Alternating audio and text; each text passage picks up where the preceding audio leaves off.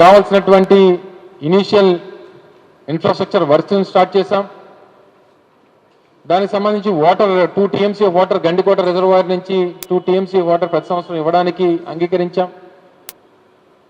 అలాగే ST lines power supply చేసేటువంటి దానికి కూడా డెడికేటెడ్ వారి డోర్ స్టెప్ వరకు పవర్ సప్లై ఇవ్వడానికి ప్రభుత్వం YSRCL అని చెప్పి ఆ రోజు రాజశేఖర రెడ్డి గారి పేరిట Kadapa steel plant corporation limited అనేటువంటి ఒక సంస్థను కూడా ఏర్పాటు చేశాం. అలాగే హైవేకి అక్కడ ఉన్నటువంటి నేషనల్ హైవే 67కి రోడ్ కనెక్టివిటీని కూడా చేసిస్తామని చెప్పి వారికి ప్రామిస్ చేశాం.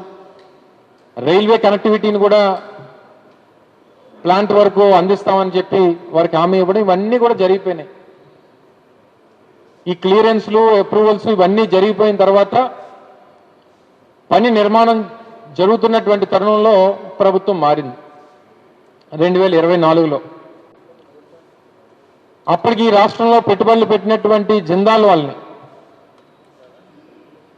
కక్ష కట్టినట్టు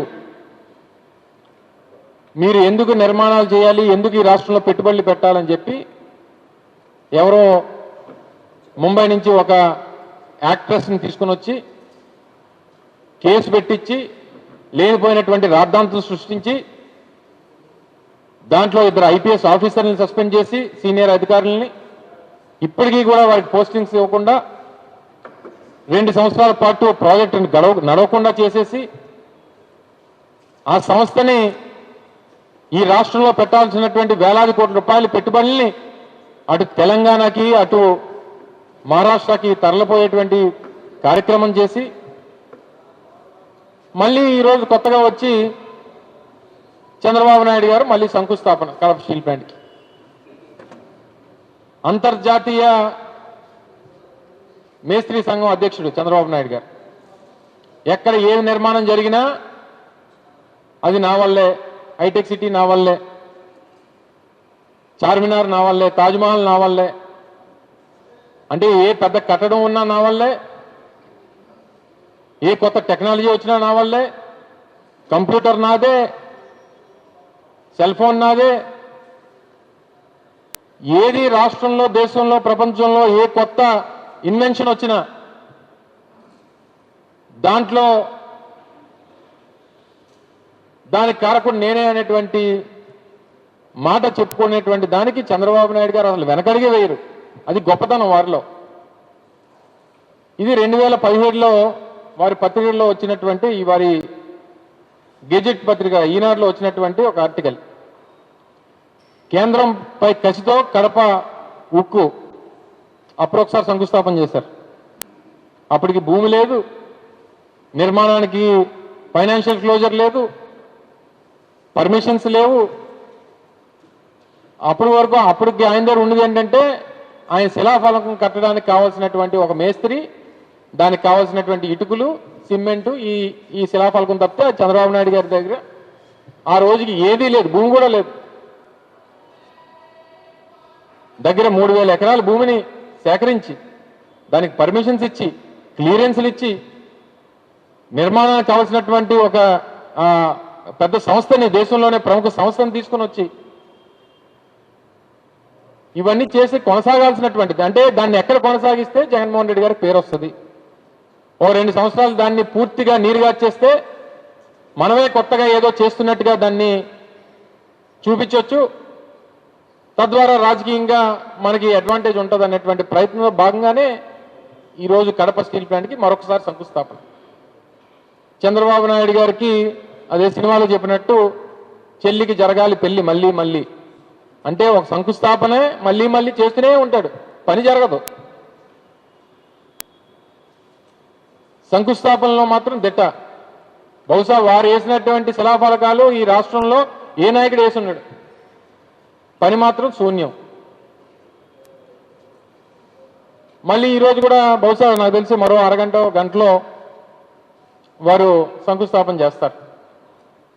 ఆ వేదిక మీద ఎక్కి మళ్ళీ మమ్మల్ని తిడతారు, మా నాయకుని తిడతారు, గొడ్ల పార్టీ అంటాడు, సైకో అంటారు, మరొకటి అంటారు, మరొకటి. ఏ వేదిక దొరికినా గూగుల్ అవనివ్వండి, జిందాల్ అవనివ్వండి, రెన్యూ పవర్ అవనివ్వండి,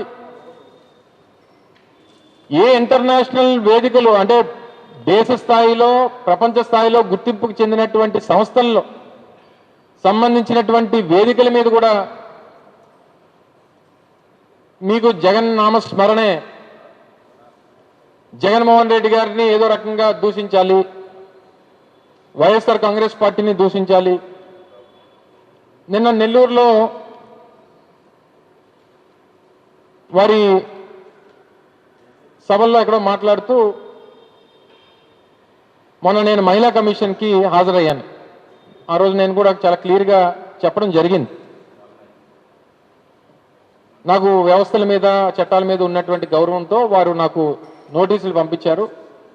ఆ ఇచ్చినటువంటి నోటీసులకి నేను వ్యక్తిగతంగా హాజరవ్వాలని చెప్పి నిర్ణయం తీసుకున్నాను. అందులో భాగంగా హాజరయ్యి వారు అడిగినటువంటి కొన్ని ప్రశ్నలకి సమాధానాలు చెప్పాను. ఏం చెప్పానో కూడా ఆ రోజు పత్రికా సమావేశంలో వెల్లడించాను. చాలా గౌరవంగా నాకు వ్యవస్థల మీద ఉన్నటువంటి గౌరవంతో సమాధానాలు ఇవ్వడం జరిగింది. రిటర్న్ రిప్లై కూడా వారు ఏదో సెక్షన్స్ ప్రకారం రిటర్న్ రిప్లై అడిగితే రిటర్న్ రిప్లై కూడా ఇవ్వడం జరిగింది. బయటకు వచ్చి కూడా చాలా చెప్పాను. నేను ఏదైతే మాట్లాడానో దానికి కట్టుబడి ఉన్నాను. అది ఒక పొలిటికల్ కామెంటు, పొలిటికల్ సెటైరు, ఒక వ్యక్తిని చేసినటువంటి వ్యాఖ్య, రాజకీయ వ్యాఖ్య. ఇది మహిళా లోకం మీద చేసినటువంటిది కాదు. నేను ఏ ఉద్దేశంతో ఆ మాటలు మాట్లాడానో కూడా చాలా క్లియర్గా వివరించాను. మరి ముఖ్యమంత్రి గారికి ఏం అర్థమైందో, మరి నా భాష నేను తెలుగులోనే మాట్లాడాను ఆ రోజు. మరి వారికి ఏం అర్థమైందో తెలియదు. కానీ ముఖ్యమంత్రి గారి స్థాయిలో ఉన్నటువంటి వ్యక్తి, అంటే ఒక రాజ్యాంగబద్ధంలో రాష్ట్రంలో హైయెస్ట్ పొజిషన్లో ఉన్నటువంటి వ్యక్తి నన్ను ఉద్దేశిస్తూ, నేను మహిళా కమిషన్కి వెళ్ళి వచ్చిన తర్వాత నాకు ఇష్టం వచ్చినట్టు మాట్లాడతాను, నువ్వెవరు నన్ను అడగడానికి అని చెప్పి నేను మహిళా కమిషన్తో అన్నానంట. నా ఇష్టం, నేను ఎలాగే మాట్లాడతానని చెప్పి నేను మహిళా కమిషన్తో అన్నట్టు వారి ప్రసంగంలో చెప్పారు. చెప్తూ ఏమన్నారు, ఆ సైకో తాలూకా ప్రోత్సాహం ఉంది, అందుకని వీరు ఇలా మాట్లాడుతున్నారు అని చెప్పి ఆయన మా నాయకుడిని ఉద్దేశిస్తూ కూడా ఓ విమర్శ చేశారు. నేను 2-3 సందర్భాలు వారి పార్టీ నాయకులు మాట్లాడినటువంటి సందర్భాలని గుర్చేస్తాను. అది ఏ సైకో ప్రోత్సాహంతో మాట్లాడారో ఒకసారి చంద్రబాబు నాయుడు గారు చెప్తే బాగుంటుంది. చింతమనేని ప్రభాకర్ గారు, వారు మాజీ శాసనసభ్యులుగా మేము ప్రభుత్వంలో ఉన్నప్పుడు మా ప్రభుత్వంలో ఉన్నటువంటి మంత్రి గారిని ఉద్దేశిస్తూ ఒక మంత్రి గారిని ఇదే విధంగా మేకప్ వేసుకుంటున్నాం, మీ మంత్రి ఎక్కడుంది మీ మంత్రి అని అన్నాడు. ఏ సైకో గారు చెప్పాడని చెప్పి మాట్లాడాడు చంద్రమనేని ప్రభాకర్ గారు. మీ బామ్మర్ది బాలకృష్ణ గారు ఒక వేదిక మీద ఆడది కనిపిస్తే ముద్దైనా పెట్టాలి, కడుపైనా చేయాలి అని చెప్పని అన్నాడు. ఏ సైకో గారి ప్రోత్సాహంతో ఆ మాటలు మాట్లాడారు మీ బామ్మర్ది గారు?